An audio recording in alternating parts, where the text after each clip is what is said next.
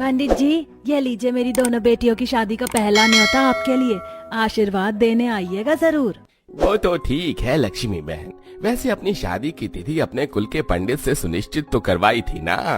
जी नहीं पंडित जी, ये तारीख तो लड़के वालों ने चुनी थी, मैं भी शादी की तैयारी में ध्यान नहीं दे पाई। खैर आप देखकर बता दीजिए। पंडित जी आस्था प्रज्ञा की कुंडली देखकर चिंता जताते हुए कहते हैं, लक्ष्मी बहन, अभी आपकी दोनों बेटियों की कुंडली में शनि की 7.5 चल रही है।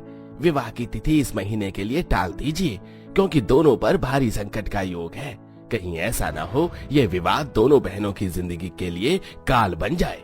दिस इज डिस्गस्टिंग माँ, आप भी पंडितों की दकियानूसी बातों में आ रही है। अरे शादी के कार्ड छप चुके हैं, मैंने ब्राइडल मेकअप के लिए ब्यूटी पार्लर बुक करवा लिया है, और दूसरी बात रोहन की फैमिली वेट नहीं करेंगे, शादी इसी दिन की होगी।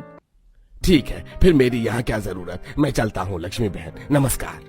प्रज्ञा देखने में जितनी गोरी चिट्टी थी उतनी घमंडबाज लड़की थी, जबकि आस्था सुलझी समझदार ठंडे दिमाग वाली थी। देखते ही देखते शादी वाला दिन आ जाता है। इस ब्राइडल लुक में मैं तो जच रही हूँ, अपने गरीब बहन को जलाना तो बनता है। आस्था दीदी देखो कैसी लग रही हूँ मैं दुल्हन बनकर। तुम बहुत सुंदर लग रही हो प्रज्ञा, आओ मेरे पास में बैठो, थोड़ा वक्त साथ बिता लेते हैं, फिर तो हम दोनों की विदाई हो जाएगी, पता नहीं मिलना जुलना कब होगा। ऐसे कहते हुए आस्था की आंखें भर आती हैं। वो तो है, तुम तो गांव की धूल मिट्टी में रहोगी, मगर मैं तो अपने शहर वाले स्टैंडर्ड ससुराल में राज से रहूंगी। कुछ ही देर में बारात आ जाती है। विधि विधान से दोनों की शादी और विदाई होती है। जहां गरीब बहन कच्चे रास्ते से गांव की तरफ बढ़ती हैं और अमीर बहन कार से शहर का सफर तय करती हैं, लेकिन होनी को तो कुछ और मंजूर था। दोनों बहनें अपने ससुराल वालों समेत हादसे में मर जाती हैं। नचेंगे सारी रात टांग उठा के, नचेंगे सारी रात टांग उठा के, ढिंका चिका ढिंका चिका ढिंका चिका ढिंका चिका ए ए ए ए ए आजा छोड़े, नाचो नाचो नाचो नाचो नाचो नाचो नाचो नाचो नाचो नाचो नाचो। तभी बाराती भूत की टोलियों को नाचते हुए देखकर प्रज्ञा डर के मारे थर थर कांपने लगती है।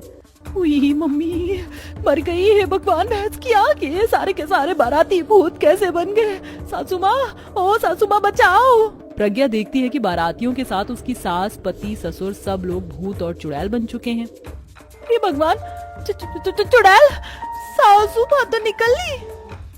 हाँ तो तू भी कौन सी जिंदा है, मेरी चुड़ैल बहू, हमारी तरह तू भी टपक चुकी है, वो देख। प्रज्ञा अपनी लाश देखकर जोर जोर से रोने लग जाती है। ए भगवान, मैं तो निपट गई, कैसे गई? मैंने कितना खर्चा लगाकर महंगा ब्राइडल मेकअप करवाया था, मेरे तो मेकअप के सारे पैसे पानी में बह गए। अपनी चुड़ैल बहू को मेकअप के लिए रोते देखकर सास माथा पीट लेती है।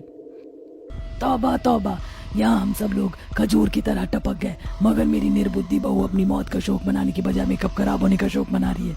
और तुम भूतनी शक्ल के बाराती रुक क्यों गए? चलो आगे बढ़ो, अभी बहुत दूर का सफर तय करना है। एक बार फिर से अमीर बहन की बारात शहर के लिए चल पड़ती है, तो वहीं दूसरी तरफ गरीब बहन भूतिया गांव के गरीब मोहल्ले में आ जाती है, जहां सबके घरों के बाहर कंकाल की खोपड़ी लगी थी। ये कौन सा मोहल्ला है? दूर दूर तक हमारा घर तो दिखाई नहीं दे रहा। माँ, मुझको लगता है हम मोहल्ला भटक गए हैं। सुनिए भाई साहब, ये कौन सा मोहल्ला है? भाई ये खंडाला रोड खाओ गली गली है। अरे ओ भूतनी के, ये कैसा एड्रेस बता रहा है? भांग पीली है क्या? देखो कितनी लाल आंखें हैं। अरे ओ चाचा, 420 चपड़ चपड़ नको करने का, ये गरीब भूतों का मोहल्ला है, और ये रहा तुम्हारा झोपड़ा। हमारी तरह तुम लोगों का भी इंसानी दुनिया से टिकट कट चुका है, तुम लोगों को यही रहना पड़ेगा।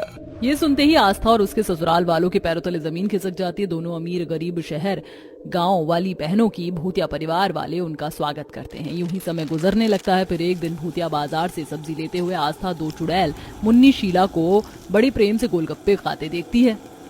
ये ले शीला, तेरे मनपसंद वाले खट्टे वाले गोलगप्पे खा।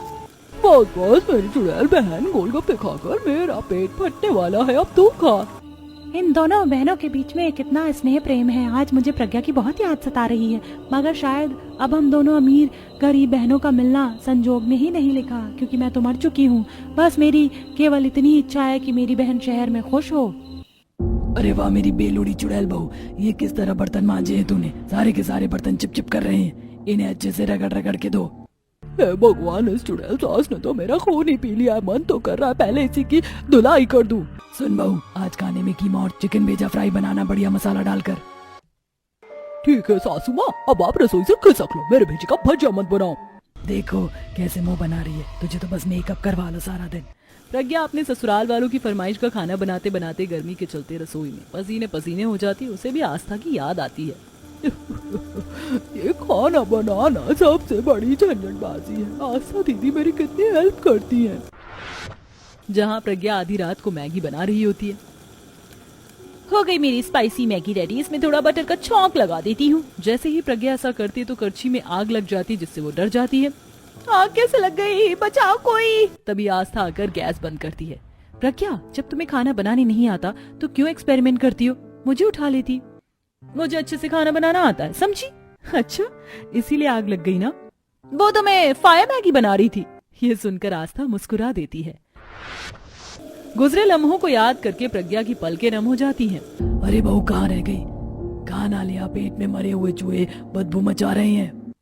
लाई माँ जी। जैसे ही प्रज्ञा खाना परोसती तभी पति रोहन बोलता है। प्रज्ञा, हम सब के कपड़े पैक कर लो, गांव से तुम्हारी दीदी का दावत का न्योता आया है तो हमें जाना है। ये सुनकर प्रज्ञा अपनी बहन से मिलने को लेकर खुश हो जाती है और अमीर बहन अपने ससुराल वालों के साथ शहर से गांव आ जाती है, जहां कच्ची सड़कें थी। ओह गॉड, ये सड़कें कितनी उबड़ खाबड़ हैं, मुझे गांव इसीलिए पसंद नहीं। तभी प्रज्ञा की सैंडल कीचड़ में धंस जाती है और कीचड़ में गिरने के कारण उसके कपड़े खराब हो जाते हैं। ओह गॉड, मेरे गोची के सैंडल टूट गए, कपड़े भी खराब हो गए। रोहन, खड़े क्या हो, हेल्प करो। अरे ओ शहरी मैडम, ये गांव का मेकअप है, आसानी से नहीं जाएगा। बड़ा भाव खा रही थी ये है। अरे आजा बहू, अब तो तेरी बहन का घर आ गया।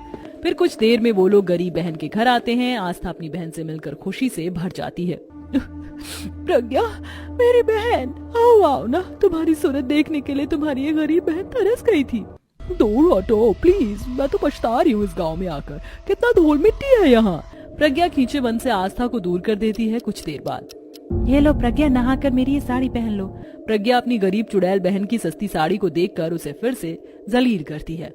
आस्था, फिर इतने बुरे दिन नहीं आए जो ऐसे 2 कौड़ी की साड़ी पहनूं, मैं कपड़े लाई हूँ। प्रज्ञा का खटास भरा रवैया आस्था के दिल में चुभता तो है, लेकिन वो उसे देखने भर से ही खुश थी।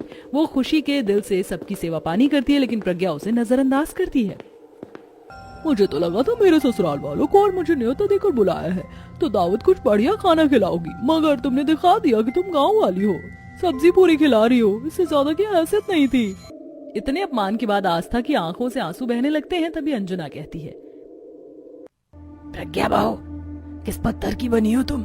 अरे तुम्हें अपने गरीब बहन का प्यार भरा दिल दिखाई नहीं दे रहा? जब से हम आए वो बेचारी एक पैर पर हमारी सेवा पानी में लगी है। अगर तुम्हें केवल उसकी गरीबी का तमाशा बनाना है, मरने के बाद भी तुम्हें उसकी कदर नहीं मालूम चली। अरे नदी के किनारे तो फिर भी दूसरी नदी से मिल जाते हैं, लेकिन शादी के बाद में बहनों से मिलना जुलना बड़े भाग्य से लिखा होता है।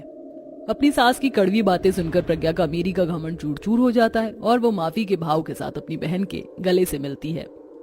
दीदी, मुझे माफ कर दो, मैंने तुम्हारा दिल दुखाया ना। तुम मुझ पर खुद को न्यौछावर किए रहती हो, मैं बहुत बुरी बहन हूँ। रो मत रे छोटी, अरे तुझ में तो तेरी दीदी की जान बसती है, चला जा खा ले।